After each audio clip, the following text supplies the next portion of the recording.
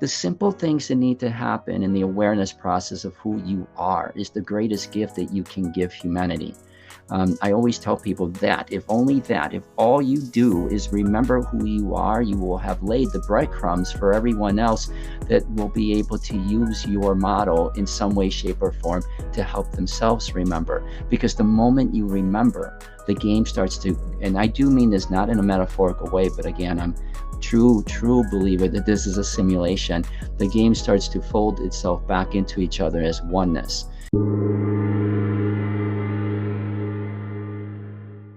Welcome to the Consciousness of the Way. I'm your humble servant and seafood Taoist Master San Qing. And the long time coming and been welcoming this conversation from this incredible being. I want to welcome to the podcast Franco, Prophet Intuitive channel. I'm just very grateful to be in his presence. Welcome, my dear friend. Thank you. I love being here. I appreciate you for having me on your show. I feel like the energy is already, it's already tingling my body. So ready when you are. Let's do this. Yeah. Why don't you just share a little bit about yourself leading up to this point? Sure. This could be a while. Okay. Uh, well, my story, I'll I'll just kind of give it to you in sort of little nuggets, and we'll see where we want to maybe go with it. But I wanted normally my story starts with my near death experience. Um, that's usually where it starts. But my story really actually, to me, started many years after the near death experience because I didn't know I had had a near death experience. Because unlike most other people who have near death experiences, they usually have them older and they go through the process of experiencing and integrating that near death experience. And and I had mine when I was 6 months old. So I didn't know anything about it. Only years later, when I was in my mid-teens, that I come to find out I had one because I was having all these visions and dreams about an event that had happened in my life. At first, I didn't even know if it was really my life, but eventually it became pretty clear to me that I was experiencing an event whereby, at a very young age, again 6 months, I had almost died. I should say I did briefly, and then I came back and had these profound visions and messages that came to me over time. Um, and I had some really interesting stories in between the time that I had my near death experience and when I started to remember the events themselves. I lived in a home for 6 years that would have been as close as you could describe it as a haunting, or as in the movies. If anybody remembers the movies like The Exorcist and others, well, yeah, I would. You could say that it was basically based on the life of my home. So to me, normality wasn't defined the way that most people would have called normal. But over time, I developed this awareness that my life was not kind of sort of fitting the script that most people were sort of experiencing in their lives, and it took me a while to realize that there was a reason for that, and like most people, you go into denial about what those events might be telling you. So I wrote a book not too long ago called the Closet Spiritualist, and part of the book, half of the book, is about the events leading up to me coming out of the closet, so to speak, and all the denial that I had and the doubt that I had regarding the events of my life and sort of the supernatural um, events that were going on. All of this because of the way in which we have been conditioned to see ourselves. And so the stumbling and fumbling that I went through to get to a realization that maybe, just maybe, there could be something else going on here. Maybe, just maybe, there was some sort of awareness that was starting to unfold, and that this awareness was reminding me of something. And the reminding was the true nature of who I am and of who we all are and of what this whole thing we call reality is. And so you can imagine, because I know we were just talking before we got on that you've been doing this for 30 years. Okay. Well, 30 years ago, I was, I was as much in the closet as you can imagine 30 years ago. I was not interested in coming out of the closet to share what I had experienced in my life in any way, shape, or form. Um, but it became evident that if I didn't acknowledge what was going on in my life, and that I would go insane. And in fact, that's okay, because insane is like going into your sanity, I always tell people. But the way that it would have been perceived by many, it would have been the typical way of going insane. And so once I did that, as I started to acknowledge that there was something uniquely different about the way that I was perceiving reality and myself, I began to really establish a very strong connection with a collective of consciousness that had been with me since the beginning, because I remember them in my near death experience, and but I didn't know how to communicate with them in a way that was two-way, because I didn't want to at first. And so they would just come to me whenever they desired or needed to achieve some sort of an objective with me remembering something. So the book itself it chronicles all of this, because what I have found in now being a teacher and a guide to many people is that it's a story that's not very unique, in the sense that there are so many people that are going through similar events either now or have been for 20 or 30 or more years. And well, they didn't know how to categorize it. They didn't know how to put it in some sort of context. And they didn't want to talk about it. So because of fear that they would have some kind of retribution for that, and you know what I mean, get medicated or put into a happy home, and so they kept quiet.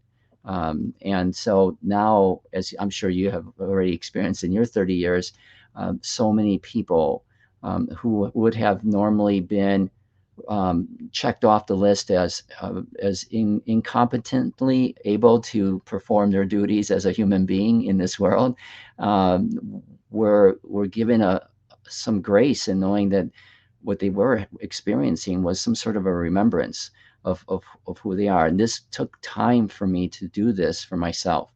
Um, as a result of all that, um, I tapped into not just a collective frequency of consciousness, but I tapped into the full awareness of what I call the game.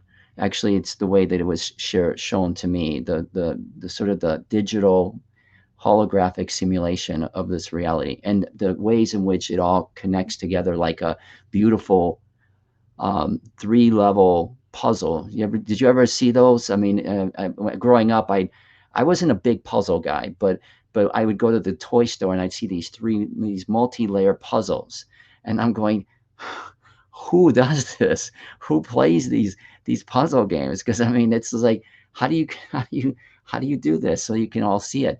But ironically, that's what this is. This whole thing we call reality is a multi-level, multi-layered type of a game, that you have to see it from all sorts of different pieces in order to bring it all together. And so I've been doing that for a little bit of time now, and it became pretty clear to me that the messages that I needed to bring to humanity were really, when you really, and I know you do because you're a master at this, you these aren't new concepts, okay?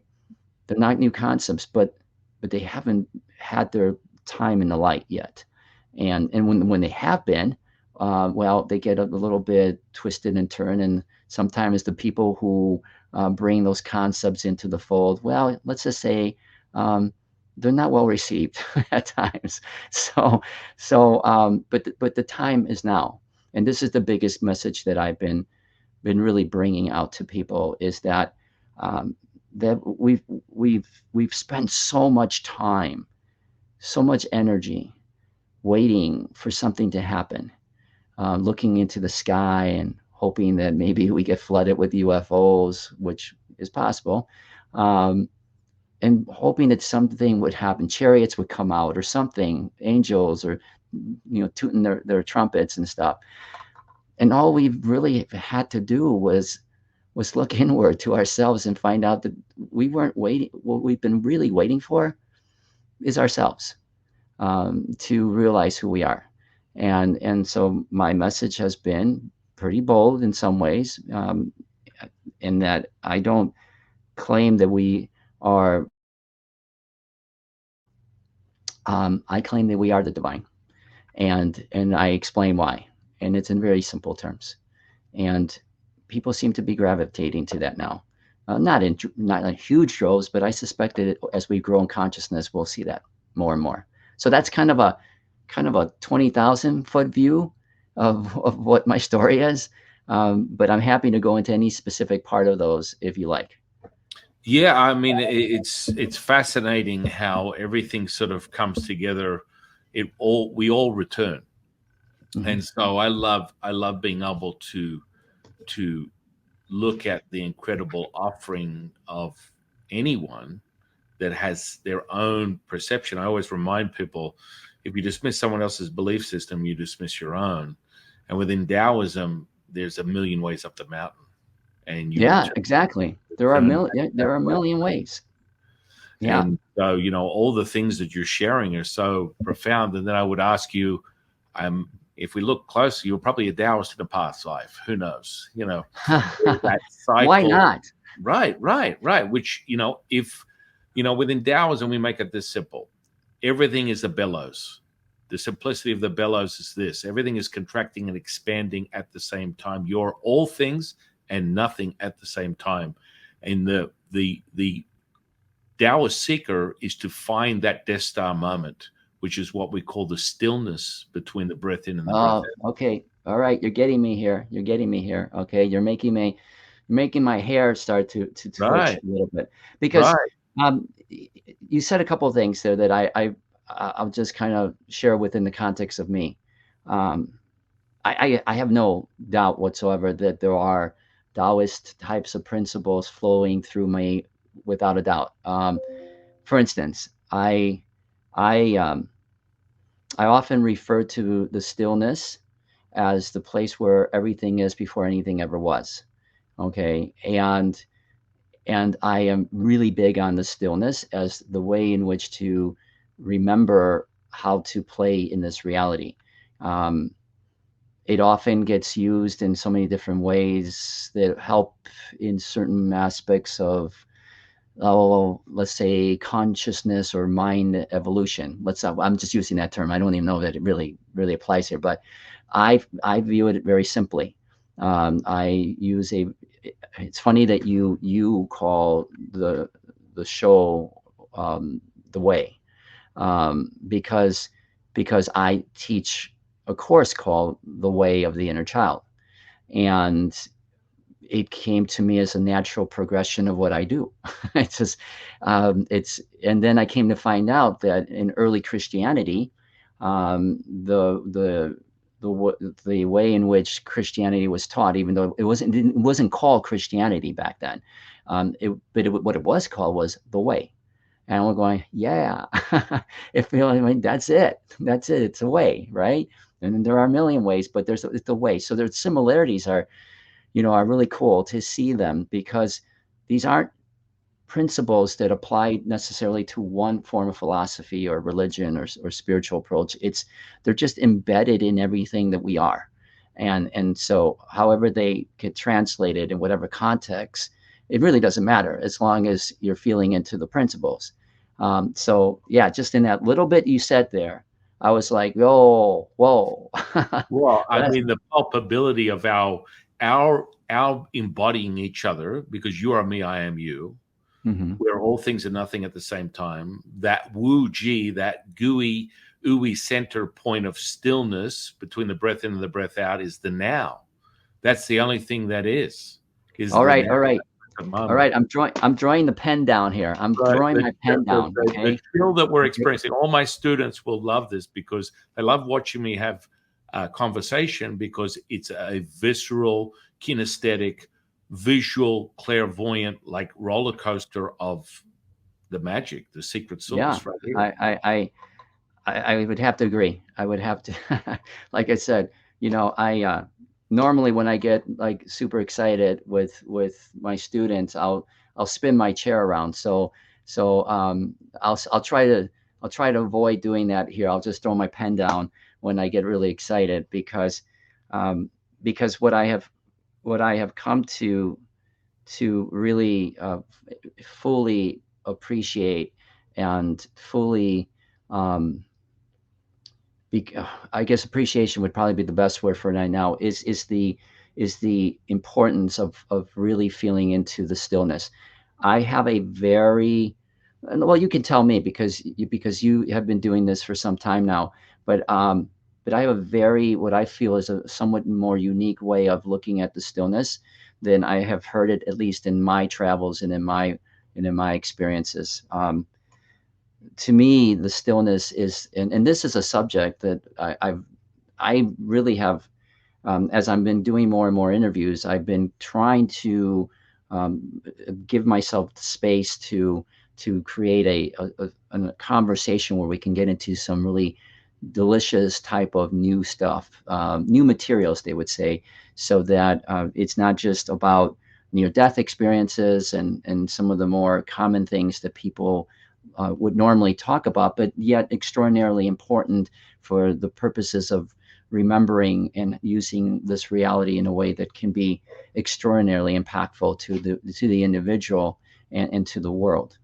So the stillness has become like this big deal for me because I mean it's such a big deal that I just with my students I'm like, we're going to play in the stillness here until you feel that you've figured it out, because it's that important. And what I have recognized about the stillness is and I have different descriptions for it, but it's the space of creation. It's the space where all answers are for everything that you have. I also refer to it as a candy store, your playground, your toy store. It's a place where because you're nothing and yet everything to, and that's in my book, all right, and I didn't read that from anywhere. And so because you're nothing and everything to all, it's a place where you are in a space of creation where you choose to do with that creation whatever you desire to do if you understand who you are. And the understanding part isn't necessarily the the thing that trips people up. I mean, okay, it does because we've been taught to believe that we're not the creator. Okay, I'll use that term as a sort of a neutral term for people who might call it whatever you want to call it, divine intelligence, source, the all, God, whatever. Um, we've been taught that we're not that, and that we're in this game of contrast and duality, and that what we're doing here is experiencing what we are not. And these concepts get thrown around, and most people, they'll kind of get it, and they'll, all right, it sounds like a cool conversation these two guys are having, and then they'll turn off the conversation and they'll move on with life. Okay, and yet it is by far one of the most pivotal pieces of the puzzle, that one needs to sort of feel into, is this whole idea of what does it mean to be in the stillness. Um, it's not for me. Okay, this is the way that I have played with my students, and the way that I approach the stillness is that, to me, the stillness is not still. To me, the stillness is a place of creation. And it's a place where once you've achieved a level of awareness of who you are, and that's the one, okay, you gotta come in with that prerequisite, okay. I mean, it doesn't mean you had to buy into it 100%, because you don't just go from, hey, you're like an insignificant person in this life and you're just kind of trudging along, and if you're lucky on a good day, maybe you might get some acknowledgement from this thing that is hovering around you called God or whatever, that you're doing a good job or not doing a good job. And occasionally, you'll see the athlete going like this, and going, oh, okay, okay, what about me? What's my story? That's the story you get. And then you don't get the, hey, all of a sudden, like in a great, great Hollywood movie, you're the character, right? You're the main guy, you're the main gal. And all of a sudden you're walking down the street and somehow, some way, something happens and you're told, you're the one. You're the one. You are the one. Now that doesn't mean you're the only one, but it means that you're the one. Okay. And what do you do with that? I mean, so what? So what now is what usually people will say. So what now? And so for me, the what now is understanding that there's a simplicity to this, and that it isn't. It can be, and it can be very effective to be very philosophical about it, very in depth and into the real deepness of the practices of everything. All good. It's all good.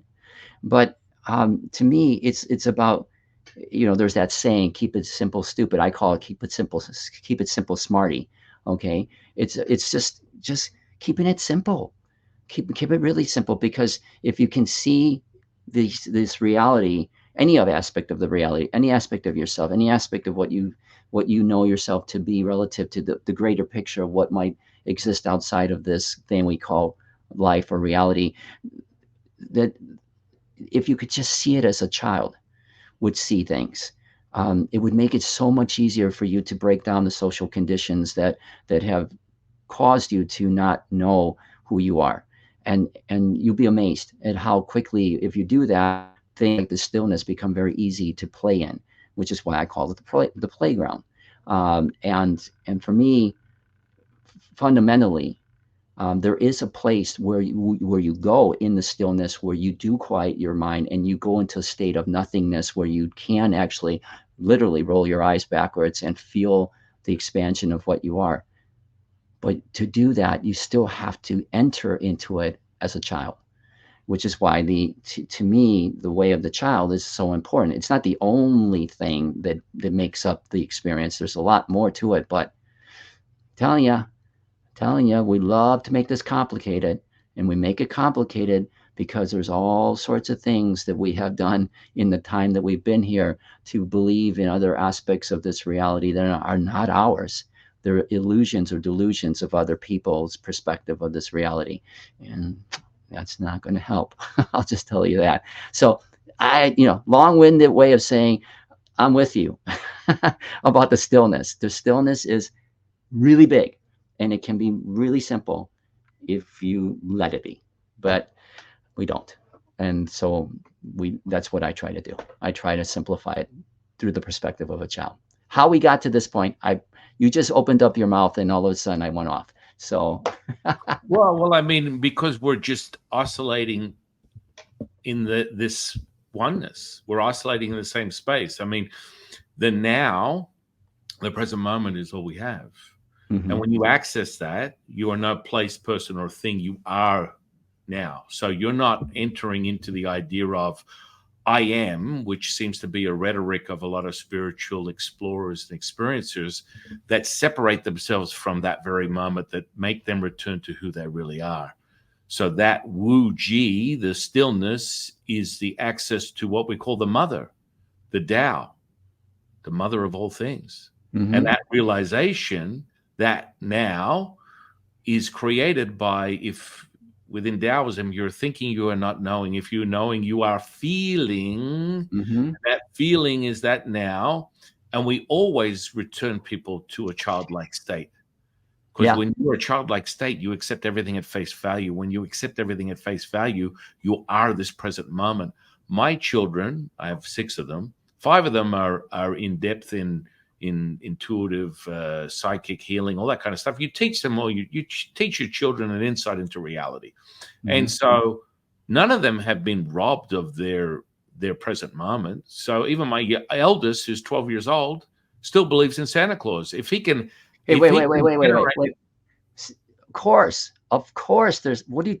We're not even going to get into that discussion as to whether there's a Santa. Of course, there's a Santa Claus. right. There is. So because he can tap into the energy, frequency, vibration of Santa Claus, and it's Yep, now. And so when it he can is. tap into it, it's as real as it is a heart attack. So it's like, It okay, is. I've got children that are in their 20s, and they probably wouldn't want me to say this, but I am in on a show. But um, they do they believe, and they ask us. So tell us the skinny on Santa. Okay, we're old enough now. Tell us. And it's like, well, first of all, you can figure it out if you like, in somebody else's perspective, but but my wife and I will say, um, there is one. I mean, yeah, because there is. because of the very nature of what you just said. If you can tap into the frequency of it, then it is real, and therefore there's no discussion. There is a Santa Claus, so Yeah. there it is. That I, Yeah, no, I mean, you and I are giddy. We're having a bromance right now, but I mean, the truth is because you are me, I am you. Mhm, People are not within Taoism. We always remind people, let the man know, the man who's never left the village, let him know he's seen the world. It's within you. You mhm, go inside. And of course, we refer to that when you believe, when you know you are not of this body, what can harm you? mhm. Yeah, This exactly. realization. And that is now the evolution of where we're at. Okay. Well, there's so many little, not little, but moments here that we could go into. But I focused on this. So this now thing, the now, okay, which is part of the whole discussion of the stillness. At least for me, it is. And um, so the way that I approach the now, and this isn't any different than most people who really are doing this now work, is that the now is not a focus of being present in the now, like as in the smell the roses, walk on grass with your bare feet, which I fully endorse. Okay, um, because that's one level of now that gets people to at least become a little bit more aware that there is a sense of self going on in that moment, but it also keeps them attached to 3D, because your focus is on being present in the 3D world. And so I get students and people to go beyond that. What is it that you're really being asked to be present to? And the presence of the present is that you're remembering in the now. The awareness that you're developing is that you are in this world but not of it, as Yeshua would say, that you know how to be grounded in 3D, because there are aspects of, because this is where you are in a sense, but that your awareness of the now is knowing that your presence is really in the consciousness that knows itself to be the person that you believe you are, the avatar, the body that you are. That's the meat right there. That's where, if you can get to that point, and it's pretty easy when you use an approach with the child approach. Okay, if you try to do it outside of the child approach, it can be very effective and very achievable, but the child makes it really, really ridiculously simple to get there. You just use your imagination primarily to do that. So anyway, my point of all this is that the now aware that you're the consciousness that is playing in the 3D world, not to necessarily stop at being aware of being in the presence of the now by viewing yourself in the present of the 3D world, if that makes any sense. But I know it does to you, but hopefully it's coming out the way that I'd like it to be. So there are some really cool facets to this now thing, and the stillness, and the 0 points and all these things that we use in that space. I will tell you this. I will tell you this, and this is just from my own remembrance of my near-death experience and subsequent channeling that I did. That there are to me, there have been two aspects of that experience that come out when I allow myself to go into that space. One aspect is this aspect that feels very much like the oneness that I believe you're referring to and others are referring to, where there's no sense of identity. It's just everything. You're everything.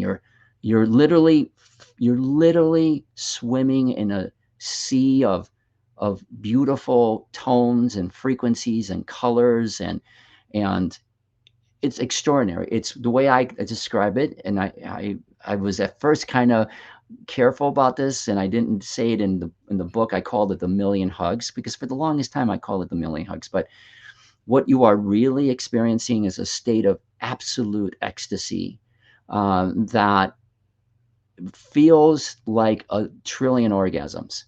And just imagine like a constant, like you're constantly going, ah, and I mean that in the most beautiful way possible. And when you do that, you're just like, you're gone in everything. Everything. You're like everything. You can feel into, literally. I remember this so clearly. I felt into touching. I would feel color. I could see the colors, like in this kind of way. I could see colors, and I would just literally either touch them with my finger or with my mind, and this symphony of music would happen, and this orchestrated narrative of people's lives, many people's lives. I could just not just watch the whole narrative of their lives happening. And I'm not just talking about earthly people. I'm talking about everywhere. Okay, everywhere. And I could experience their lives. I could experience their births. I could experience their whole life events. I could experience their, what we would call their physical deaths, as if I were living them. And that was the oneness of that.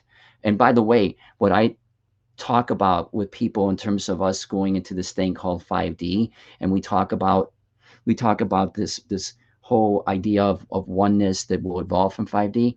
And I sit there, and I haven't really articulated it as much lately, but I am starting to feel into doing that more. Is that what we feel 5D and oneness is going to be like is absolutely not close to what it's going to be like, because it's going to be much more along the lines of what I just described, where you're literally, you do not lose your physicalness in 5D, not yet. Okay, but you do integrate. You integrate in a way that is extraordinarily similar to what it would feel like when one passes and goes into the light. It will be an integration where you and I are not just sitting here and vibing with each other's energy and experiencing our energies through this, state of osmosis or something that we're going through. No. You and I will sit here, and I will literally go into you, and you will literally go into me, and we will go, oh, dang, whoa, I feel you as though I am you, because I just lived your whole life, and vice versa. And no different than the way that the fungi do it all over the world. They communicate in that sense of oneness. We would never, ever dare try to hurt each other, because we would be hurting ourselves, because we would understand what the true nature of oneness really is. That is the oneness. Now, sounds really cool. And I've been working or playing with students with this whole integration of consciousness, because it's a natural progression of your higher frequencies. But when you do it, it is a little funky. I'm not gonna lie. Okay, like all of a sudden you're here and I'm there, and I'm here and you're there, and all of a sudden I'm like literally going, what the hell just happened? I'm just feeling into you in a way that is way beyond my standard empathic abilities. I really, really feel you. I mean, like really, really feel you. So a lot of my students who have gone through this process or are going through this process, it's it's it's jolting because they don't. That is a sense of natural evolution of consciousness. But in this world where we have turned all those switches off, not so much. And so I'm really, when I talk to people about 5D and what's coming, I'm like, yo, you really don't know yet what's about to hit you. Because when we get into integration of consciousness as oneness, forget about it. It's a whole different thing. It's not just holding hands, kumbaya, let's be one planet and everything. It is a real intense, beautifully intense integration of oneness that we go through. And that, as I tell people, is around the corner. It's already starting, but it's going to be the way of the game, not too far from now. All right, so where do we go from here? Well, no, I mean you speak on so many things that we integrate into the very Taoist seeker path, you know. So, you know, within Taoism, the ooey gooey center, the center point of everything is the now, and that now is expressed through what we call Wu Wei, effortless action, effortless effort. It's just you flow like water, baby, and when Mm-hmm. you do that, you have this symbiotic oneness that is undeniable. You are Yes. all things. So that ability to tap into anything and everything, be all things and nothing at the same time, is that visceral kinesthetic feeling that you have, because Yep. this is the tuning fork to your experience, your physical flesh. And for a Taoist, we master the alchemy, which embodies the ambassador of this physical flesh within this incarnation as a maestro to the 50 trillion cells that you possess. So that is a reflection of the electromagnetic spectrum. And when you bring the juice, you go past the alchemy and you bring in what we call chi, the mother, perfection. All Mm-hmm. this is cut from the cloth of perfection and is in an Yes. altered state of light to wave to matter to particle that you perceive as your 3D reality. And I always remind people, for you to perceive 3D, you're already standing in the fourth. So time and space is optional. Just toss it out, baby, with the bathwater. You're one breath away from what people would perceive as a fifth. Now, that fifth dimensional reality is also a framework of a constant that you would use in a new language, new age language for most people, a scientific quantum model of realization. Whereas I go way back into the back of the ancient practices that my teacher, Yellow Emperor, who through the seed of his relationship with the universe was pinned to the ground for 18 days and nights and downloaded the very Chinese infrastructure and the culture that you are familiar with to this day, 6, 10, 20, 50, 100,000 years ago. I'm over the manipulation of it being a short timeline. And so, because of this reality, you embody this sort of wu wei, and then you're able to affect change. It's only real if you are able to make it repeatable. It's a replicable, sort of repeatable experience that must be validated by the seeker. So, your absolute truth is the very realization that it has taken place. So it comes in the form of manifestation, magic, healing. You doing something that would seem superhuman to most people is the very essence of that now moment that we speak of, and Yep. that comes in that form. So for Yep. me, I've sort of witnessed this sort of injection of physical healings as the wow now for the, you know, for over 30. I mean, if I had a penny for how many physical healings I've witnessed, I'd be a billionaire, and they're just on a daily basis. You know, my crash course on that was Angriest flesh going back to pink in color in 40 minutes. That was my realization. That was the first time I got hit with it. And ever since then, I've been, you know, I guess giddy and blissful and joyful and grateful that every day is like that. I wake up and it's as if it's the first time I've ever seen it, reverting back to the understanding of the childlike state, Mm-hmm. which most people are like, well, how, you know, Jifu, this is your, you know, I want to be I want the alchemy. I want to get into Yeah. the magic and all that. I'm like, that's really good, but your servitude, your selflessness that you will acquire as the default of your reality, which is the true nature of being an ambassador of this planet Earth, is this ability to harness this physical flesh. And so when you realize that that's the anchor within this reality, all of a sudden things change. And people are like, well, but first, Jeff, I want to master this. I'm like, here, very powerful incantation that we use from the Jade Emperor. A power abundant in its giving you will receive, unifying the body with the spirit with the energy, bringing heaven to earth, transcending all is one, one is all, revealing perfection manifest. That is your gift, that is your offering. That is your gift, that is your offering. That is your gift, that is your offering. Blammo. And what Franco and I are experiencing right now is that amplitude, that electric charge that we're both experiencing, which from a clear sense perspective, I see it first and then I feel it if I choose to. We're embodying that. That's Hmm. part of this sensory perception that we're imparting, that Franco's realization of the very moment and all the incredible insight that he's been given and revealed to impart with others to help them remember who they are is the very essence of the now. Yeah. Yeah. Amen to that, brother. Amen. Low, low, low. I I again, you warned me that that we could go off for hours, so we're gonna have to try. We're gonna have to just try to just take a few nuggets from every time that we say something.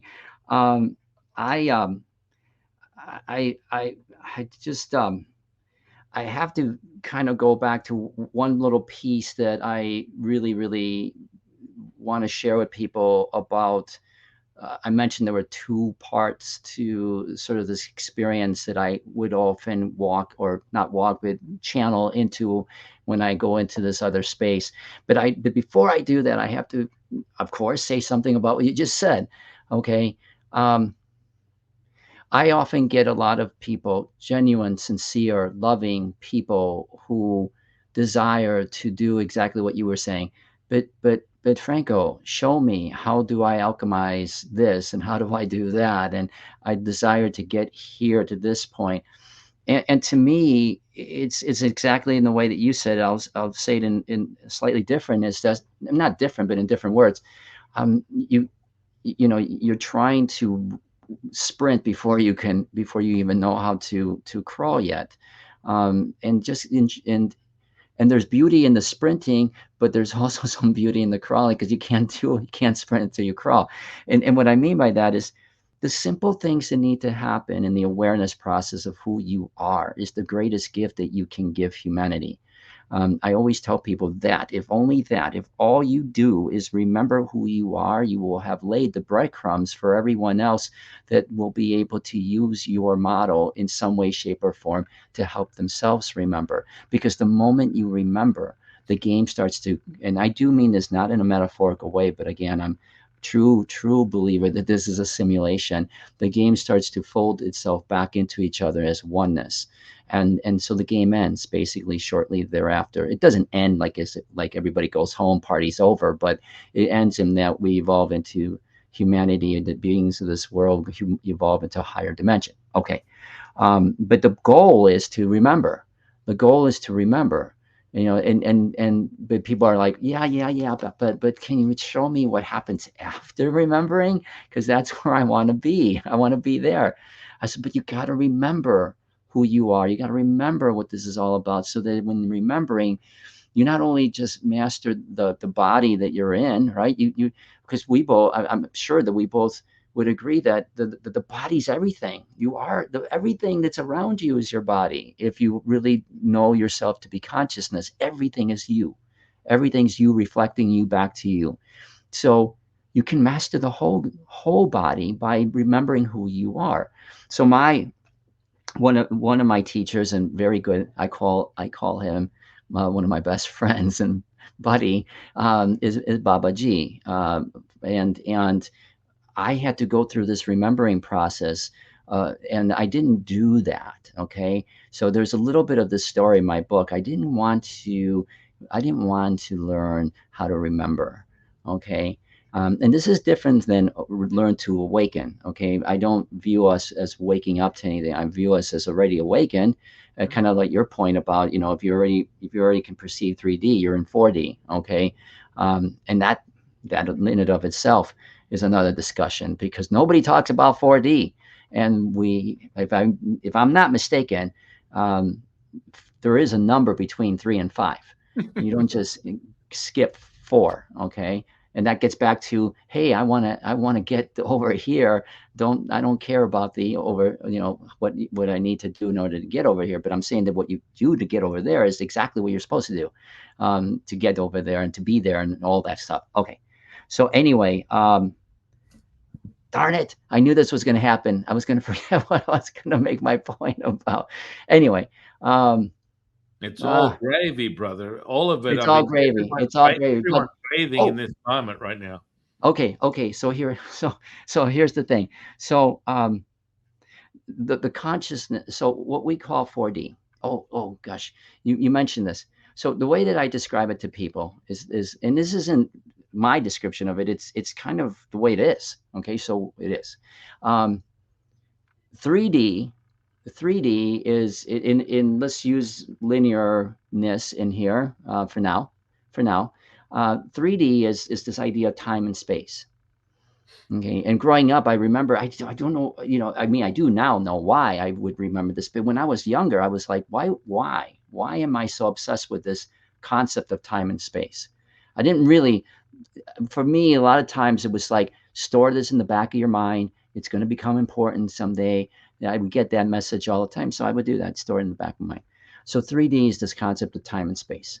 And it is important in the way that that's laid out, time and space. Okay, because it means that time is the primary here, and space somehow follows suit. So that using time as a measurement of space, it helps you to feel space, because you use time to go from point A to point B. The amount of time it takes to go to point A, point B, there's space. Okay, yay, everybody gets that. Okay, in 4D, it becomes space time. And it was like, so what? What's the big deal about space time, time space? It's the same thing. No, it has to do with which one comes really first, or which one is the primary here. Because when you start to get into consciousness, time slips away, and it becomes just space. But yet in 4D, there's still space time. But what happens in space time? Well, it's kind of like what's happening right now, where people who are becoming more aware of themselves are going, dang, all right, this week went like this. Okay, that's very common. We all talk about that. Time was going boom, boom, boom. Okay, but something different is happening with that time of 1 week. I'm just using that as a measurement. Okay, in that 1 week, you might have had days that felt like weeks. I mean, like, whoa, that happened this morning. Somebody will say, no, that had to have happened yesterday. No, it happened this morning. Okay, because now time isn't in 4D. Time isn't going like this. It's not going, kind of a linear path anymore. Time is now starting to go like this. It's starting to wave, and in fact, it's starting to wave a lot as you go through 4D. Sometimes it will go, okay, because time is no longer being the one driving space. Space is driving the concept of time. Okay, and so that's why I tell people in 4D, in the pureness of 4D, time is irrelevant. Okay, it starts to become just space. That's why if you talk to some people, not everybody, but the so-called experts in this area, you'll still see it on Wiki or something, that the definition of time. I mean, the definition of 4D is still time. Okay, but the same people that define that as the definition of 4D are the very same people that are now throwing that out, and they're saying, oh no, sorry, oops, we made a mistake. 4D, no, it's not time.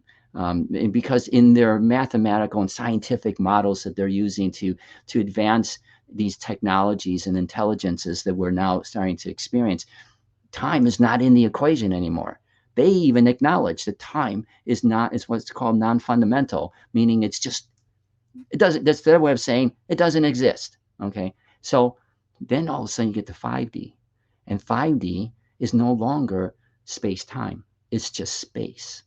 Okay. And it's just, so it now becomes, as you would know, now. Okay. That's cool, Franco. So what? Okay. Well, the so what part of it has to do with what happens when we start playing in games. Okay. This is the second piece that I was trying to remember. What I was trying to remember was that there is an aspect of us as consciousness that lives in this beautiful space of fluid energy that I was describing. Okay. Now, I will go as far as saying that in that, no matter how incredible that experience is, there's always a desire to experience ourselves in ways that we have not experienced ourselves yet. Even at that level, there is this desire to keep growing as consciousness grows and remembers and expands and all that stuff into new experiences. So what it does is that it creates literally a whole entire realm of what I would call games. I This was something that I experienced very vividly when I was in my near death experience. Also, I didn't mention this, but I also have sort of this perspective of being a walk-in, which is not something that people really understand completely, but some people are using it as something that they do. But in my definition of a walk-in, it has to do with just the way in which I came in, okay, which was that at the time of my near-death experience, I took the body of the spirit that was on their way out. It was a 6-month child, and there was still a lot of ability and traction of being able to use the body to do that. But that's really all a walk-in is. It's just the way in which they come in, okay? One spirit leaves, one spirit comes in. Okay, one consciousness leaves, one consciousness comes in. Okay, but I also have this perspective of a realm called, that I call it the angelic realm, which is kind of where all the all is stored. Okay, like the all is stored, like what you were referring, like other people refer as the Akashic records and all that. Okay, so why am I bringing this all up? Is because one of the fundamental features or characteristics or qualities or attributes that I define this thing we call the divine, okay, is that it has a balance between the mother and the father, the feminine and the masculine. Yes, okay, that's true. But there's also an underlying energy frequency that is the child. Okay, so that child brings to those two energies a very unique way in which to expand or grow. And this is very unique in the realms of spirit, because believe it or not, it's not something that, oh, let's just say that has been really made a priority, so to speak, in the way that we've grown up until now. But this piece gave way to this gaming idea, this playful game of creating worlds to go through experiences so that we could see ourselves in so many different ways, playing so many different, oh, let's just say, well, for lack of better words, games. Okay, to know who we are and what we and to appreciate who we are and to expand from that. So all of this to say that in that realm of the spirit world, as it's been shown to me, we do have a sense of a clearer identity to ourselves. In other words, we don't just fade into nothingness, but we all do have nothingness in us. Okay, we do actually, in some of the things that I do with students where I take them into my consciousness, is that I showed them that it literally is a space that we play in, where it does seem to have features of a 3D world, but it isn't. It's hard to describe, but it's something of an in-between where we're here in this kind of world, but we're also in a world where we don't have an identity. We're just energetic signatures floating around in this space of Palpable. what's that? It's palpable. It's It, palpable. it's what we call the substance, and Very that good. substance is you can play with it like putty. It's like It's everything has its own profile, energetic profile that make it real to you. yes, You can enter into the center of anything. And it's just like us having a conversation right now. I'm multitasking. I'm moving through the universe, sampling constellations, planets, and it's a visceral kinesthetic response from head to toe. yes, That's yeah. happening now. It's happening now, exactly. And so this helps people to make a bridge, sort of create a bridge from their sort of analytical way of looking at the world, to what is a more experiential ness of ourselves. Mhm. It helps to. It's not just for that sake, but it's the way in which we as consciousness have created. And I'm telling you, this thing is monstrous. Okay, I mean, this thing is like, I mean, it's just the number of schools that are out there that we've created for the purposes of having that visceral experience, that palpable experience, it's insane. It's just insane, and it's very playful and it's very fun. Everything is based on the concept of games, and this I talk about this in my book. Is that it really is a series of games. And well, it should be, because a very significant aspect of this energy that knows itself to be the divine, and is a child in the way that it views things. There's a very wonderment, youthfulness to it that is so different than the way that many of us have been taught to understand whatever it is that we call God or creator. And that's the beauty of the game, because the game is a game of contrast. So I always tell people, if you really, really, really seek the truth, okay, and I'm a little bit of a thing. I have a little thing about seeking, but let's just use it for now. If you really are seeking the truth, then look at whatever you've been shown, and see the truth as the opposite of it, because you usually will find a much clearer picture of it. You see, you're again. We got to go deep on your past Taoist lives because we're very clear on this. The way to walk is not the way.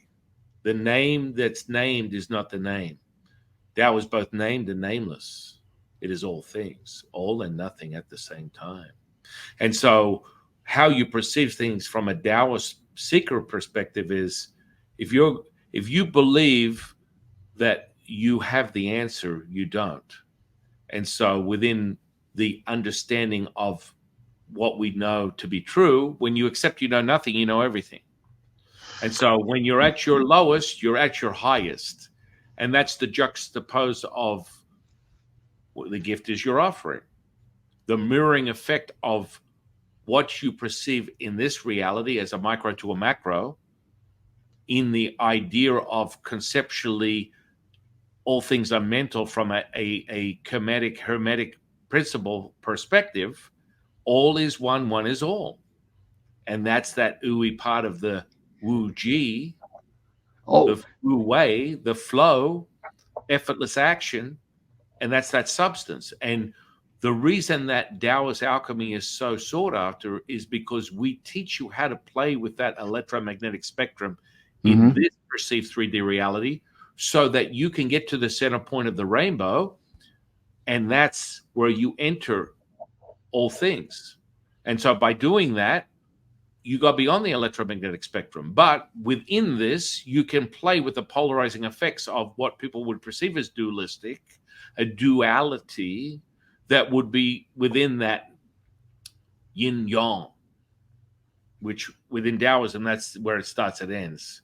Good and Mm. evil, black and white, that's just the seeker's perspective of reality. It's totally subject to your perception of how you perceive what it is that you're experiencing. And I love the way you say it.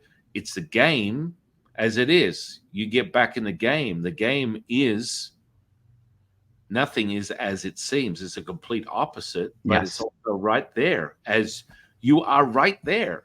I know that's the crazy thing. That's why this game is one of the most, if not the most complicated games that have been designed as of right now, which is why everybody wants a ticket to this game, even though a lot of people would like to say I want out of the game, which understandably, if you're in the game, it's really intense. But that's the irony or the madness of the whole thing is just that you're there, you're right there, you know. And I always, I was just having a few sessions yesterday with some students, and they're like, they're saying it, and they're really, they're saying it as though they feel it, and I can feel that they're saying it the way they're feeling it. And they're going, and they're going, but how do you do it? How do you do it? But show me how do you do it? And I go, you're doing, you're right there, you're right there. It's just this little, this just this little twitch, little tweak that we have to just get you to realize you're there already.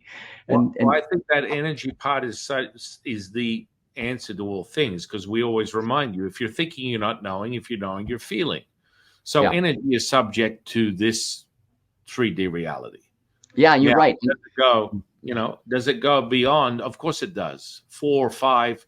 Listen, the idea of the veil being separate, you're all things and nothing at the same time. So when you multitask, I access all dimensions at once. What's an example of this? Okay, so here's a real to-do. I'm a Pepsi challenge guy from the 80s. So you got to show me. I'll take the Pepsi challenge with anyone. You have to be a doer. As Yoda would say, there is no try, only do. Well, that's the truth. A really bad Yoda impersonation, but hey, whatever. Yeah, But I kind of say you need a little brush up on that one, but okay. right. So this ability, right? So I'll give you just an example. So driving on the highway, I'm about 10 miles over. I enter into someone's bad day. They're affected by my residence. They happen to be a cop. They pull me over. I got all my family and my wife, all my kids in the car. I pull over, instantly read their energy.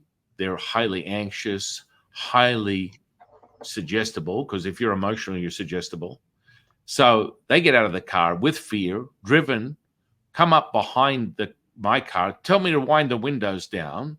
Of course, hand on firearm, look in the vehicle, and the question is, officer, is there any reason why you would like to draw your firearm on my family? And he just looked at me like, what? And my personality on face value would be, you are engaging in this very limited 3D reality, and you're playing the emotional game of the humanists, and you are playing in that space, and you're playing with the very limited perspective of human condition. And that would be on face value. I already dissolved and resolved and intuned the energy before I even got out of the car. So he comes up, on face value, we have what we would consider a conflict. I basically hand him my license or registration, and he goes, I'm going to take this and give you a ticket. Through that engagement, he already gets back to the car. And, if someone would go, Jeffrey, you're just like being a complete ass, and you're engaging in a dialogue that would be problematic, to say the least. But I'd already diffused that, because what his answer was, he needed to open himself up to love, ground his spleen energy, and attune himself back to a state of now, a blissful state. So from the time that he entered into the conversation, he was already having the rippling effects of getting out of his car. By the time he came back, he handed me my license and registration and said, you have a really beautiful family. This is a warning. Don't do it again, and you have a great day. Yeah. Now, that's because what's the answer? The answer is to return. To return is to be that now. And so to multifaceted, to multitask, is not to perceive that what you're engaging in is observing supposedly your teacher, your spiritual teacher, being very infantile in my processes, not childlike, but you're engaging in some level of conflict within this human condition. No, not at all. But you have to be in the state of the now to be able to move all these things around, like, as you would say, avatars, icons. They're moving them on and off on the screen with the palpability that you know of. And I'm already past that. People have this idea that, the emotional content is the be all or end all of the human condition. And within a Taoist path, it's a thought, feeling, and emotion is the very ingredients of all things.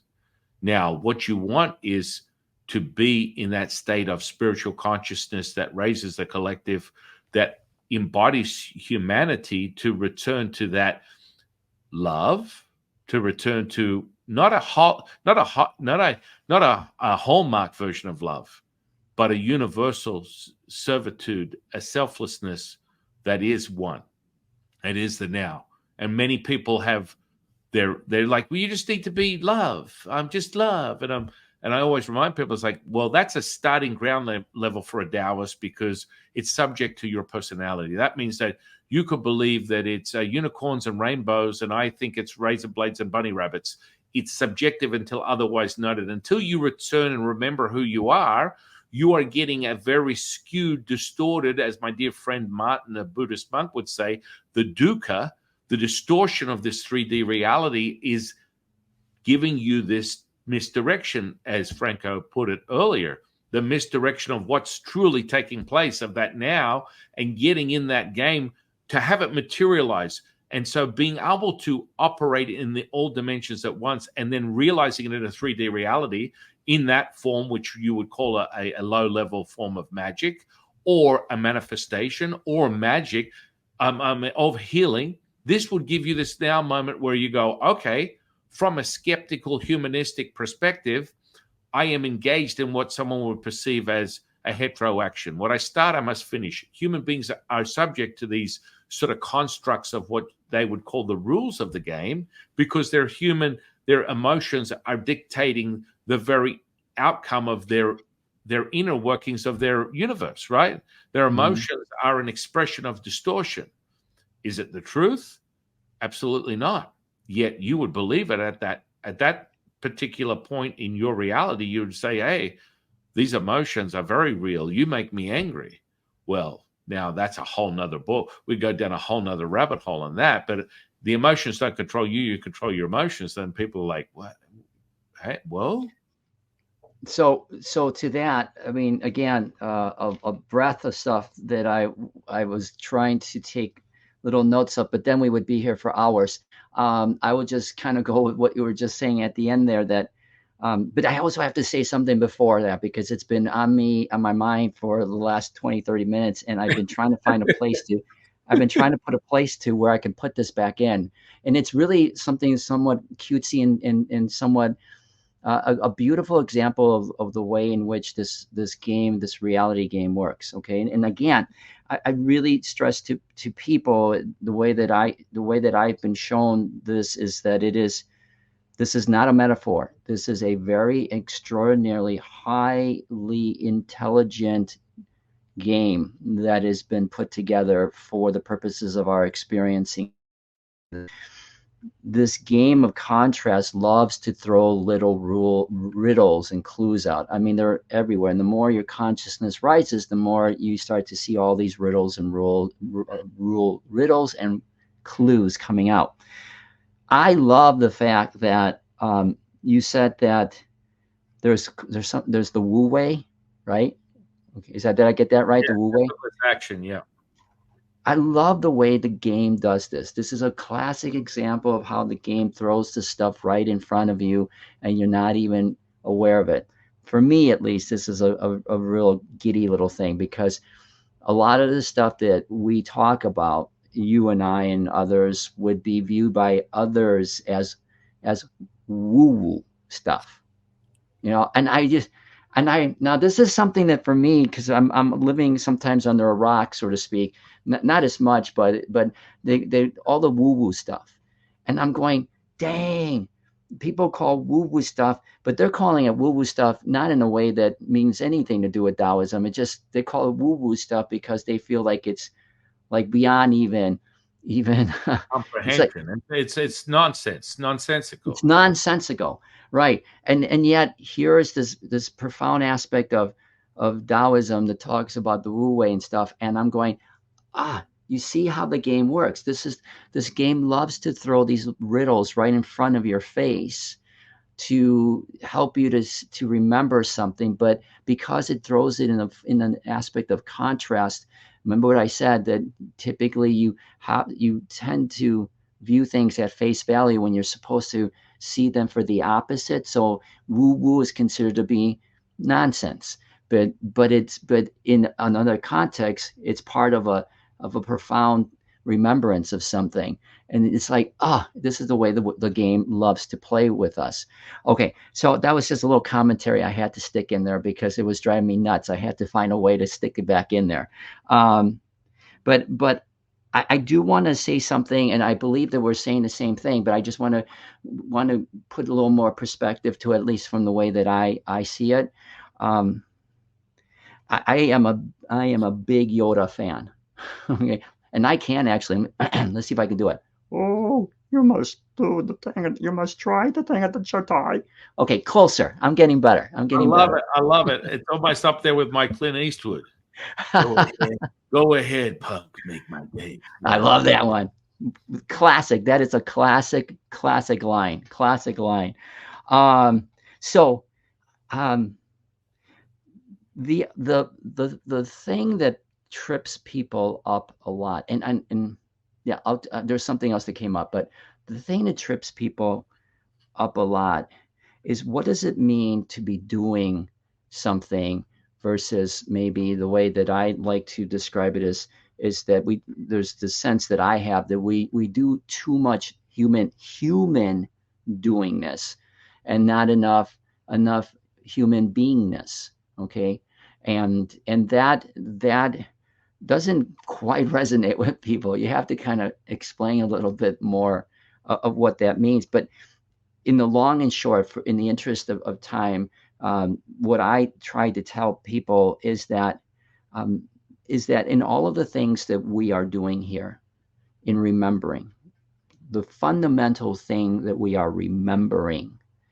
is that we have already achieved all of this. We are already there. We are already in that space. When we die physically, we go into a space that already recognizes, and we recognize it immediately recognize who we are. Okay. And the only thing that happened was this illusion of separation of body. Okay.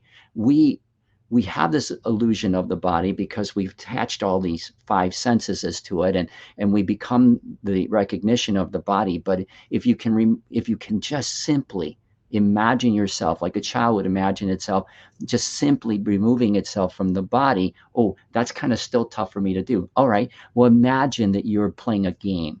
Okay, all right, imagine that you're playing a game, but in this game it's a digital game. All right, it's not a board game, it's a digital game, just to kind of give a little more flair to it.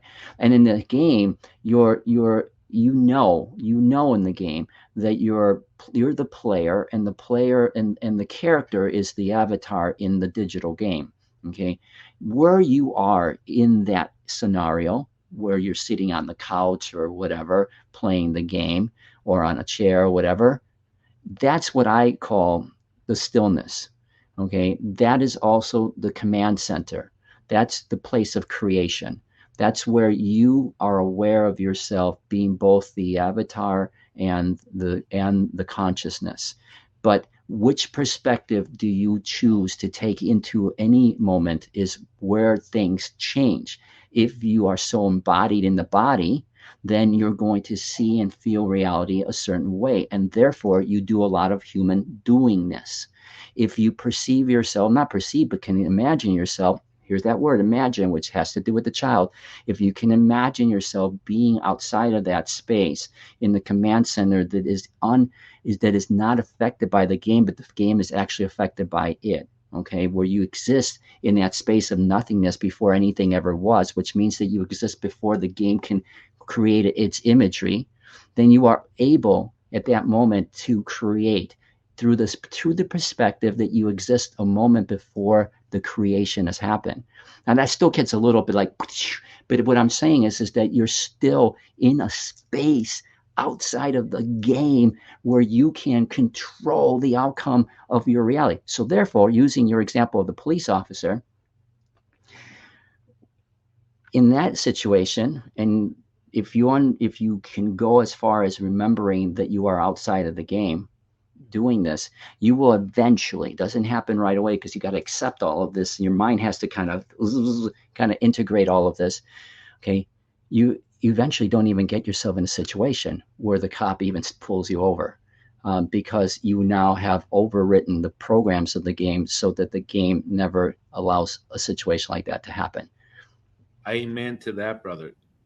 Or it's for the healing, which is the returning of that person to who they really are.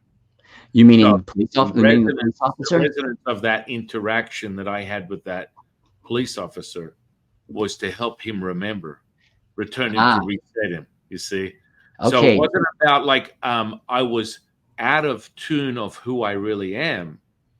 It's help one person, help all people. You are the gift. Your gift is your offering in servitude, in selflessness. If you are helping someone else, you are helping yourself. That is the true nature of the now. And so Okay. All when you right. do Now, that, you and I right? are we can get into a real good chat. Oh, this could be another hour right here, but we're not going to do that right now. But I'd be happy to come back and talk about all of this stuff. Um, but what if, and I do actually agree with what you're saying here. Okay. I'm not, but I come at it from a slightly different perspective in that what if, like in the flower of life, that diagram, okay, what if the flower of life, which are all those circles, just for the viewers who don't know what the flower of life is, what if the flower of life was actually meant to be a clue that would give us a way in which to see reality, and is a series of in almost infinite number of parallel worlds. Mm. And what if in this particular discussion, you're playing your own game. Okay, you're playing your own game, like so many people play these digital games, and they're playing them at the same time as millions of others around the world. And what if the entire purpose of your existence is in remembering who you are? And that isn't easy. Okay, my book is called the Closet Spiritualist, but people don't read the subheading. And I was like, there's a clue right there. The subheading is a clue. Okay, or the subtitle. Okay, and the subtitle says, uh, waking up to your truth is the hardest thing you'll ever do. Okay. And everybody, I always ask my students, did you ever read the subtitle? No. So I was like, I should have just called the book that, because that was the big thing.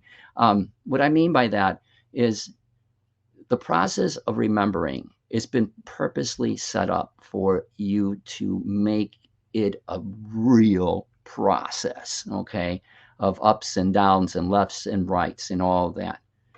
And even when you do start to remember, you start to then question that remembering within the context of what you've been taught to believe. So that becomes a quest in and of itself.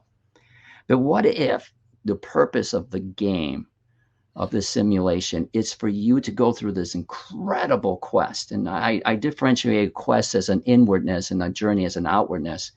What if you were supposed to do that, so that through this whole, in some people's experiences, horrific experience, you come to remember who you are? Okay. And if all you did was that, and then you went into the mountains and hung out with the other masters or whatever, and you just never showed up again, would would that not have been the greatest servitude you could have done for humanity? Because the way that I look at it is that everybody in your game, for the most part, there are exceptions here, are just, well, programs or characters in the game that are helping you to experience your experience. But in the law of entanglement, everything that happens here is happening everywhere else. Okay, it resonates, it filters through the field, so that you get somewhere else in some other parallel world. You're some is out there, is going to have an aha moment because of the experiences that you've had. That's the breadcrumb effect. So what if what if, in a sense, none of those other characters that are in the game are necessarily there to fully experience a plan or a lesson or something? What if they're just there reflecting a lesson or plan that you're supposed to be having in order for you to remember? That's the only subtle difference that I would make there. But it's Right. actually a pretty significant one. No, So no. I mean, you can absolutely frame that and create a contoured, customized version of what that is, because your truth is the only truth you need to be concerned with. And there so you go. when you Yeah. when you ripple into that, this returns right back to the Taoist simplicity of the mother being the bellows, that we are contracting and expanding at the same time. We're all things and nothing. And then the remembrance is, man, it's not like that. So if you identify with the body, you are limited. If you identify with your perception as being human condition, you are limited. Now, the idea of the NPC is really for you to decide if that is the simulation that you're experiencing, or is it this very complex need to be in the mind, to be in the humanness, to decipher things as a human being is Sherlock and Watson discovering the next asset that will give you all the levels that you level up to the now, because it's a simulated game and a need to find the answers, which is very much a humanistic sort of perception. So the beginning of 2024, everyone came to me. It's like, oh, what is Latsu saying about 2024? What's going to happen? And he's quite cheeky. Whenever you see any of the channels that I do of him, he's very cheeky. And so he's got quite a sense of humor. And he said, imagine you're like a grain of sand, asking the beach, what are we doing today? Fall back into the beach and be realized. And I'm like, you can't make this stuff up. And so he finds the human condition, the distraction, as you would put it, the misdirection, because you're attempting to decipher something, or the complexity of that is your perception. The simplicity of being all and nothing at the same time is the same as going, is the glass half empty or full? Do you think things are difficult? Do you perceive things as difficult or easy? So that simulation, that holograph, that journey, that game, that re-up that you're having, is it in the complexity of this remembering who you are, with this idea that there must be this difficult simulation of the earthbound experience of a human condition that would give you the pain and suffering that you must move through to remember who you are by releasing the trauma, which then goes back to the thought, feeling, and emotion. When you relieve the emotion and the feeling, which are two separate things, and you have to decipher that really close. People are like, well, Jifu, isn't that the same thing? Actually, no, it's not. One is the catalyst to the other. Yep. And so guess what? When you remove the emotion and the feeling, the thought is wisdom. That can be returned as something that you can embody as an insight to this journey, that you're not an NPC. You are the major player in your simulation that gives you the ability to, you know what? I'm playing Mario Maker, only I'm making the game this way and I'm making it that way. And it's all being simulated to come back to the now. Yep. And okay, that's enough. That's enough, because we can go into some things here. What I want to just make very clear: we're reunited and it feels so good, because that remembrance of our bond, our relationship as one, as two, as 9,000 within Taoism, that is that very moment, that refresher, that embodiment, that visceral, as you've referred to it, and within Taoism we refer to it. If you're thinking you're not knowing, if you're knowing, you're feeling. The feeling is the very validation that makes it real to you. There's nothing more, nothing less. That is the end result of the now. I'm not going to comment because we'll go off on another 2 hours. So I agree with you. I will just say I will agree with everything because I do, because I'm so tempted to jump into some more stuff, but it would be too much at this point. So I will say this, and if I had a closing thing, I would want to say, and that is that one of the very first things that I do with my students, one of the very, very, very first thing that I do is I help them to simply realize that there is one word that I would have them remove from their vocabulary. And the typical individual has somewhere around 700 words in their arsenal. Somebody else might have 1,000 or double that or even triple that. But if there's one word I could have them completely eliminate, it would be the word think. Because that is the world in which they all operate from. And that in a game, from a gaming principle, games are set up with specific types of booby traps. And I use these words, booby traps and secret nuggets or stars that you can get, supernatural abilities. And in a game, the way in which you use certain words are booby traps. And thinking is a way in which we perceive our reality. It's constantly used as a way of perception, and it gets them stuck in 3D forever. Right. That's and then you don't get the center point, right? Yeah, yeah, Intuitive intellect, yeah, center point yeah. is there. That's the Wu way. The There it Wu, is. Or the as Wu, other people would call it, the Wu, woo. As other people would call it, the Wu, woo Wu. woo. Right. And so that thinking is you're coming from biology, neurology, physiology, psychology. You are limited at best.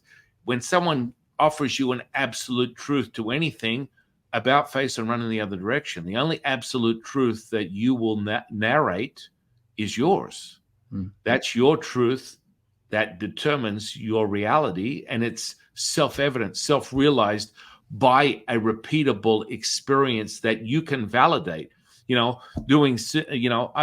Being in this esoteric understanding and deeper nature of the metaphysical Taoist metaphysics, people love to embody the alchemy. The alchemy using the periodic table from a materialistic perspective, but going deep into the nature of the energetics.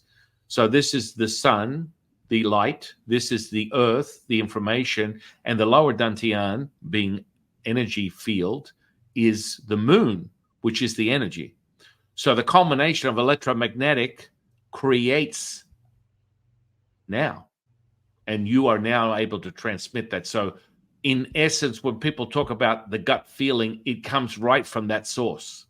You think with your head, you feel with your heart, you get a gut feeling. So the cosmos, which is the macro of a micro, you are all things, and all things are you, and they're all contracting and expanding right now as one.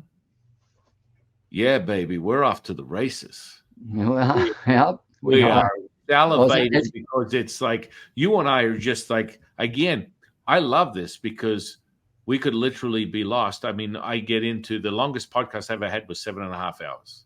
Oh boy. Okay. I wasn't even processing, even though you talk fondly about the space time as being something that is on the wizard walk to the Oz of realization.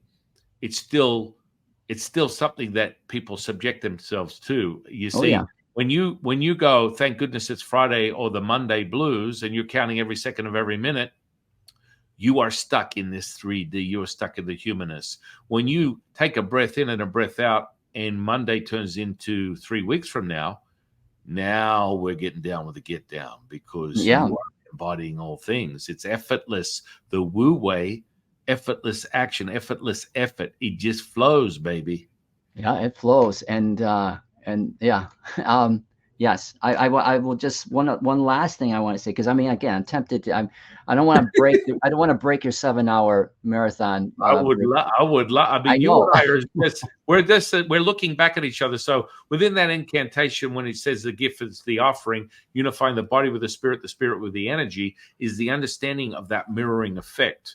Now that can go down to neurology and, you know, the neurons that are at the base of your brain that mimics everything else around you instantly realize things as that from a scientific perspective, which is New Age language, or you understand it from the effects of the power of Taoist alchemy that go all the way back to the creation of the cosmos, which is the center point. And that's why the highest number within Taoism is 9. And what does it take from conception to creation of human life force to birth? 9 months. Yep. Booyah. What are the chances of that? Booyah. Let's go into the polymath and the sacred geometry and all the other good stuff, because it all resorts back to that same point of returning. And we all have this way of not filtering, but embodying the now. And when you spoke on linguistics, I mean, I always remind people, if you want to hear someone and understand their psyche, you get a clairvoyant senses 101. You get to read people instantly, listen to the words coming out of their mouth, and they will tell you quite clearly what's going on in their mind. And so when you get someone, I always use this analogy. It's like someone's like, go and ask your friend John to help you move next weekend. And John says, you know what, I'll really try to get down there, and I want to get a truck, and I'll try to get some of our friends to move and help you move all your stuff. Well, thank you so much. I really need that help. I'll do the best I can. Now, John gave you all the answers to what the end result was on the day that you needed him to help move, because there is no try, only do. So the power of that linguistic imprinted, you're abundant, timeless, endless, limitless, infinite, all things now, all at once. There is no end or beginning. So if that's the case, we're subject to nothing and all things. The effect of the karmic model from an Eastern philosophy perspective is an interesting one, because it's not the same as a Buddhist to a Taoist perception. And so you get subject to your dualistic perception of reality that makes you limited. And that's where Taoism in relation to magic goes deep into that polarizing effect that would affect the user. Yeah, I'm telling you. So my second book is about it's called the Modern Day Alchemist. It would be coming out early next year, and it's all about what you're saying here, and it gets into the mysticism and magic and how those things well, they're real. I'll just tell you that. I could tell you that for 30 years. Well, there you go. I'm coming late to the party. I'm just writing about it now. So, and it's putting it in the perspective in a way that really tantalizes people, because of all the perceptions that they have had about alchemy, if they even have any. Okay. The alchemy that we're talking about here is of a greater alchemy than even that we know of in the sort of the elements of alchemy that have been used in over the time. Okay, it's doing the creation through the creation of consciousness, and it's extraordinary. I'm just going to say that I'm really looking forward to bringing that out and sharing it with people. I keep it down to the ABC levels of just really appreciating how simple it is to alchemize creation, and in and of itself, that is a whole discussion that we could have as well. So we can go in 1,000 different directions. We're going to have to have you back on the channel, and you'll have to mark out some time now that you know who I am. That you go, it's San Qing. I think I better. Hey, honey, I'll be gone for a couple of days, but don't worry, I'm in the other room. I'm heading to Vegas. I'm just going to hang out with him. Yeah, hang out at the temple, baby. Let's get high on our own supply, because I love that stuff. It's like, man, the amount of stuff that we could get up to here is like mind blowing.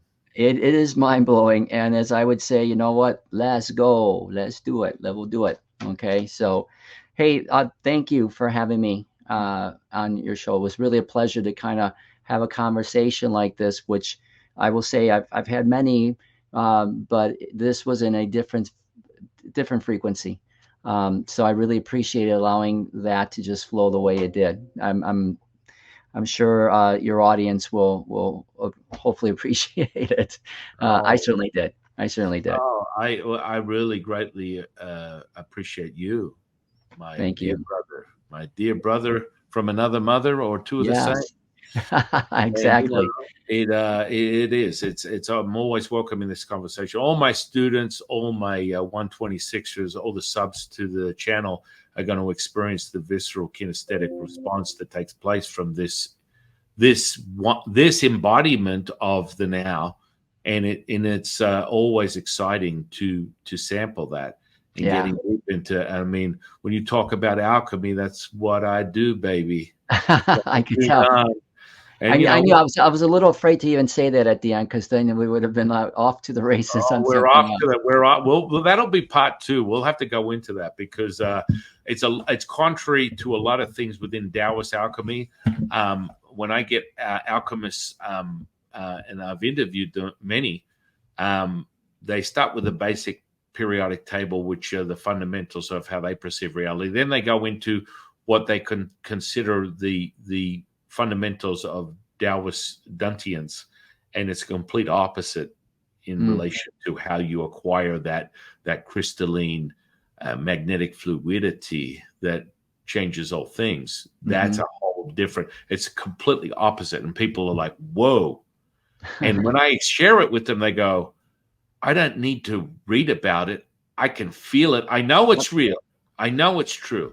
That's it. That's it. Once you can get the one, I mean, you really, that's what I tell people. You just, once you start to feel into it and then integrate with it, that's the becoming piece, which you already are. So it's not even becoming, it's the being of it. And you don't have to read the manuals. You just do it. You just do it. And that's, and from you're speaking to a guy that does not like to read manuals. So I'm all about this. So, I'm all about so the experience.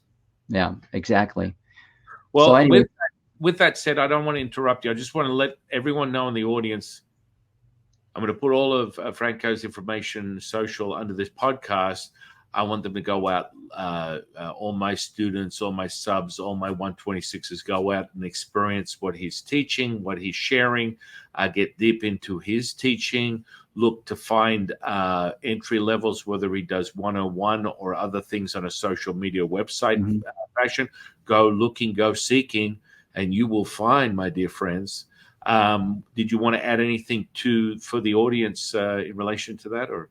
No, no, that's perfect. You know, they'll find everything they need in my on my website in terms of how what I do and how I offer things. And pretty soon I'll be doing a workshop online experience, because I'll be transitioning some, if not not a sizable amount of my time to actually on some global initiatives that I'm interested in doing, and one of them is not one of them. The one that I am extraordinarily interested in is in AI, because of for well, again, for another discussion, but there's a lot there to do with AI, and so I'll be putting more of my time into that.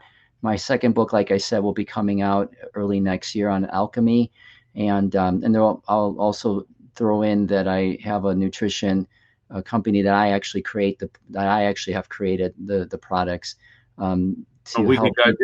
we could go down that path. My realization as a Taoist priest in my 20s turned into 10 years of embodying powerlifting and bodybuilding from the age of 10. So I was, squatting 800 pounds, deadlifting 800. I mean, stupid stuff. Wow, But look at understand, this! Look at this conversation. well, yeah, I mean, but nutrition in that source, evidence based, when you know how to balance it within a Taoist path, and I was doing this when I was 10, I was eating one meal a day and I was getting stronger by the minute. Now, ultimately, the goal for a Taoist is Yep. to eat one meal every other day, and your energy goes through the roof. Yeah, We're on. yeah. Yeah, we okay, all right. We'll have to make that another conversation, because that's sort of the philosophy that I prescribe to. Um, there's a very simple, here again, very simple way of bringing nutrition together into this beautiful art form that causes your body, your light body, as well as your biological physical body, chemical body, to maximize itself with what would be perceived or seen as Not as much as you feel you should. Like, being able to get the most out of the little bit. Oh, it's incredible. I mean, the way your body can tune into that and maximize itself, forget about it. And you don't have to have a plethora of nutritional products to No. do it. But people don't understand that most of that is a marketing tool to help maximize the bottom line, the dollar.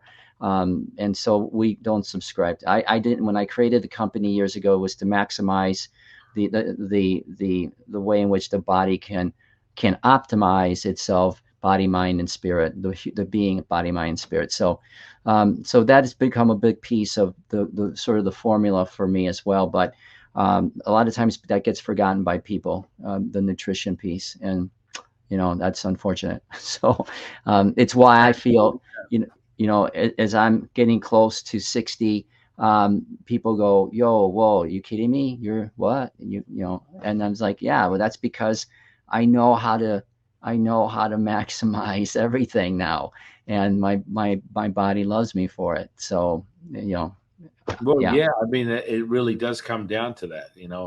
I was, using sources of energy to maximize my results when I was 10, 11, 12 years old, leading into my first bodybuilding show. And nutrition was everything. People would look at me and go, "Okay, what are you doing?" I'm like, "I'm eating vegetables and I'm eating steak, turkey, fish, whatever." They're like, "No, no, no, no, no. What are you doing?" I'm like, "No, I don't understand what you're talking about." I literally blindly led into the end of my teens, not being aware consciously that Schwarzenegger was running a bunch of steroids. So my Mm, my creativity, my attunement with the Tao created this physical connection that embodied this present moment, and the power, masculine sort of like muscularity and strength was realized without anything. yeah, yeah, And people go, "You can't do that without running a bunch of like steroids." I'm like, "Yes, I yeah. can. And then Do." And you I can. show people, and exercise in of itself is sort of overplayed. To be really efficient, you should really only use about 3 to 5 minutes 3 times a week, and you're going to look like $1 million, and you're going to be an optimal machine that is an expression of the human that goes way beyond the time and space that we're speaking of. And when Yeah. you say machine, you have more energy. If you want to observe how energy is created, watch a child. What does that Hmm. mean? So my children will get up and they will play all day, da, da, da, and then they'll be like, "It's 5 o'clock. You know what? I think I need some food." Because Yeah. your body is talking to you going sustenance. Not, Yep. "I need to wake up and guess what? America media tells me I need a bowl of crunchy Captain Crunch and a big glass of like milk and all the rest of the nonsense that leads into if you eat small meals 5 times a day, you're going to get in the best shape of your life." Sorry, you've been misdirected once more. All I guess right. All right. the We could go into another conversation about that. right, No, I mean it. I agree completely with you. We'll have to do definitely if you allow me to come back. part two, brother. Part All two. right. I love it. Well, I thank you love again. I appreciate you for letting me be on your show. I really appreciate you. I thank you for coming in and bringing the present moment and this incredible amplitude of juice that you're just sharing with myself and the audience. We're embodying the now, and that comes with the expansion. And so I want to thank you, brother. I want to thank you for spending your time today. I Yeah. want to thank the universe for bringing you into my life. Oh, quickly. I know you got to go. What's your definition of consciousness? Go. Me. Love it. Love it. Love it. I've heard hundreds of versions, never the same, of what Oh, I conscious. love that. That's cool. That's cool. Yeah. I love that. I'm And glad with that. I know Yeah. it's just beautiful. That's the truth, Yeah. right? Yeah, it's And the truth. everyone is perfection. Everyone. Everyone is perfection. Everything is perfection. Yeah. Yep. And so with that, I'll thank you. I'll thank the universe for bringing you into my life. I'll thank the audience for sharing their time with us today. And I am your humble servant and seafood. That was Master San Qing. And I'll see you on the next one, guys.